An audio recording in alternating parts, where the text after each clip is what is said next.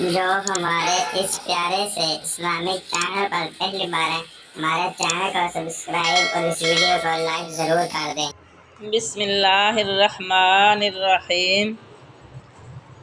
فاطمہ کے لال کی شہادت۔ کوفہ کے اس ریگستان میں اب کوئی بظاہر یار و مددگار نہ تھا۔ حضرت امام حسین رضی اللہ تعالی عنہ کے تمام جان نثار ساتھی ایک ایک کر کے معرکہ حق و باطل میں شہید ہو چکے تھے، مگر آپ خیموں میں تشریف لائے تو دیکھا کہ حضرت زین العابدین تیغ حیدری ہاتھ میں لیے میدان جنگ میں جانے کے لیے تیار کھڑے ہیں۔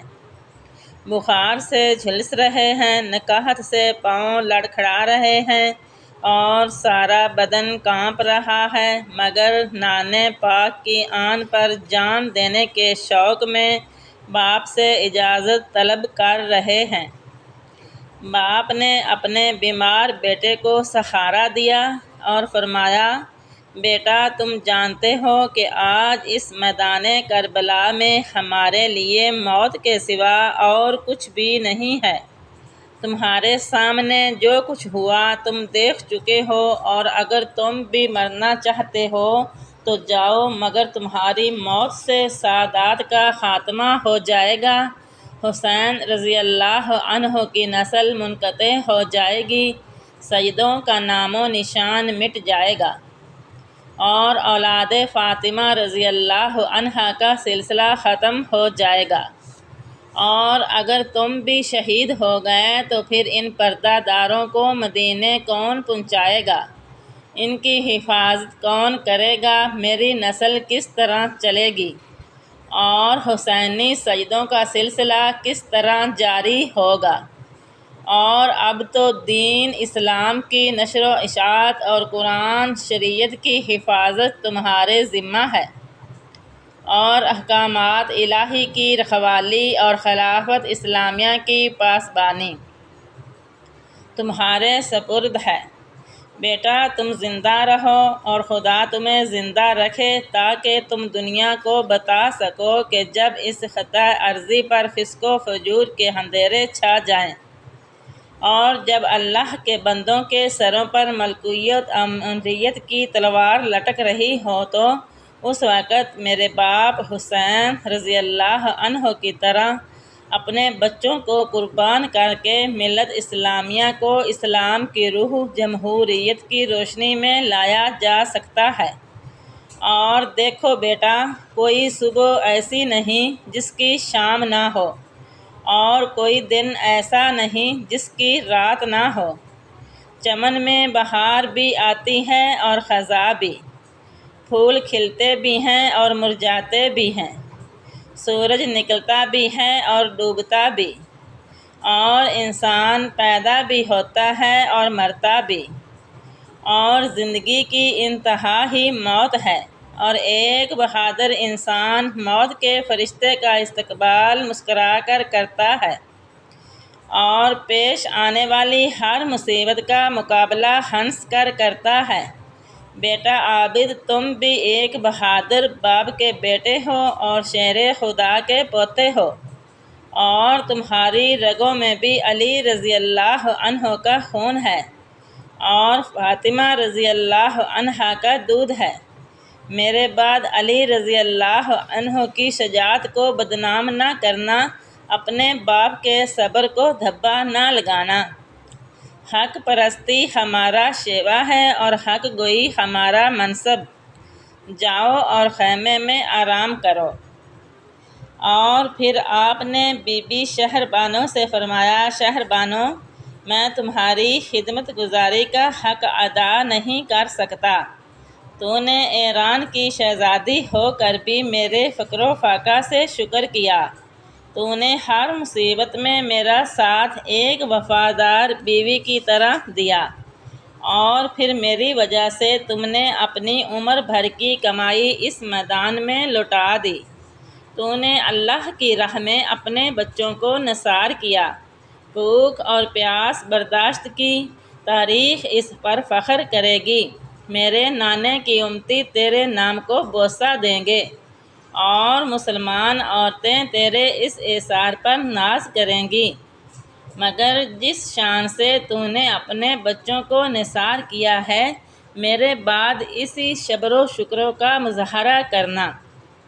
کہیں ایسا نہ ہو کہ میری لاش پر گھوڑے دوڑتے دیکھ کر اور میرے جسم کے ٹکڑے ہوا میں اڑتے ہوئے دیکھ کر صبر و شکر کا دامن ہاتھ سے چھوڑ دو اور سب کچھ کیا ضائع ہو جائے۔ میں جانتا ہوں کہ تم اپنی زندگی کی دولت یہاں چھوڑ کر جاؤ گی اور اکبر اور اصغر کی میتیں اس تپتے ہوئے ریگستان میں چھوڑ کر جاؤ گی، مگر پھر بھی فاطمہ کے نام کو بدنام نہ ہونے دینا۔ اور پھر آپ نے اپنی زینب رضی اللہ عنہا بہن کے گلے میں باہیں ڈال دی اور فرمایا، بہن میرا امتحان تو آج ختم ہو رہا ہے، مگر تمہارا کل سے شروع ہوگا، کہیں بے صبری کر کے فیل نہ ہو جانا۔ اور زینب رضی اللہ عنہا دنیا میں بھائیوں کی بہنیں ہوتی رہیں گی، مگر تم جیسی صبر و رضا کی پیکر بہن نہیں ہوگی۔ تو نے مدینہ پاک کی گلیوں سے لے کر کوفہ کے اس تپتے ہوئے ریگستان تک جس ہمت و استقلال کے ساتھ اپنے بھائی کا ساتھ دیا، اور پھر نانے پاک کی شریعت کی آن کی خاطر اپنے بچوں کی قربانی دی اور اپنے بھائی حسین رضی اللہ عنہ پر اون و محمد کو صدقے کر دیا، دنیا کی بہنیں تیرے اس عمل پر قیامت تک آنسو بہاتی رہیں گی، حوریں فخر کریں گی اور روح مصطفیٰ جھومتی رہے گی۔ لیکن جس طرح اب تک تم نے ہر مصیبت کا مقابلہ ہنس کر کیا اور ہر امتحان میں ثابت قدم رہی ہو، میرے بعد بھی ہر مشکل، ہر دکھ کو مسکرا کر برداشت کرنا۔ اور جس طرح میں نے دنیا کو علی رضی اللہ عنہ کی شان دکھائی ہے، اس طرح تم بھی زمانے کو فاطمہ رضی اللہ عنہا کی آن دکھا جاؤ۔ میں جانتا ہوں کہ میرے بعد تم پر مصیبتوں کے پہاڑ ٹوٹیں گے، قدم قدم پر مشکل پیش آئے گی اور ہر گھڑی آزمائش کی گھڑی ہوگی۔ تم نے ابن زیاد کے سامنے بھی پیش ہونا ہے اور یزید کے دربار میں بھی جانا ہے، مگر میری بہن ہر حال میں خدا کا شکر ادا کرنا اور ہر مصیبت میں صبر کرنا۔ عمر بن سعد، ابن زیاد اور یزید کو فاطمہ رضی اللہ عنہا کی اولاد کی آن کا پتہ لگ جائے، ان کو اہل بیت کی پردہ داری کی سمجھ آ جائے اور عطرت پیغمبر اور ناموس رسالت کی خبر ہو جائے۔ بہن تمہارے سر پر چادر تطہیر ہے، یہ پھٹ نہ جائے اور اس کی عزت حرمت میں کوئی فرق نہ آنے دینا۔ اور میں جانتا ہوں کہ جہاں سے عمر بن سعد اور اس کے لشکر خوشیاں مناتے اور ہنستے روانہ ہوں گے، وہاں سے تم غم عدو کے اندھیرے میں روتی جاؤ گی اور اہل بیت کے شہیدوں کے مرثیے پڑھتی جاؤ گی۔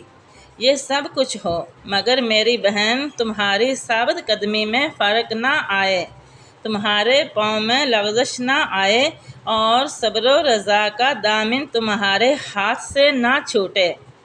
اور یہ ہے میری بیٹی سکینہ، یہ ہے میرا بیمار عابد اور یہ ہے مسلم رضی اللہ عنہ شہید کی یتیم بچی، ان کا خیال رکھنا، ان کو اداس نہ ہونے دینا، ان کے سروں پر شفقت کا ہاتھ رکھنا۔ اور جب مدینہ پاک جاؤ تو درود پڑھ کر داخل ہونا۔ نانے مصطفیٰ علیہ السلام کے روضے پاک پر جاؤ تو میرا بھی سلام عرض کرنا اور میری بیٹی صغرا ملے تو پیار دینا۔ جاؤ، تمہارا اللہ نگہبان۔ اور اب اٹھو اور اپنے بھائی حسین رضی اللہ عنہ کی صورت کو جی بھر کے دیکھ لو، پھر قیامت تک نظر نہیں آئے گی۔ فاطمہ رضی اللہ عنہا کا لال اٹھا، نانے پاک کا عمامہ سر پر باندھا، ماں فاطمہ رضی اللہ عنہا کی چادر کمر میں لپیٹی اور باپ علی رضی اللہ عنہ کی تلوار ہاتھ میں پکڑی۔ گھوڑے پر سوار ہونے لگے تو اس خیال نے رلا دیا کہ جدو معراج نبی نو ہویا، ਜਿਬਰਾਈਲ ਬੁਰਾਕ ਥਮਾਇਆ। ਜਦੋਂ ਮਿਰਾਜ ਨਬੀ ਨੂੰ ਹੋਇਆ, ਜਿਬਰਾਈਲ ਬੁਰਾਕ ਥਮਾਇਆ।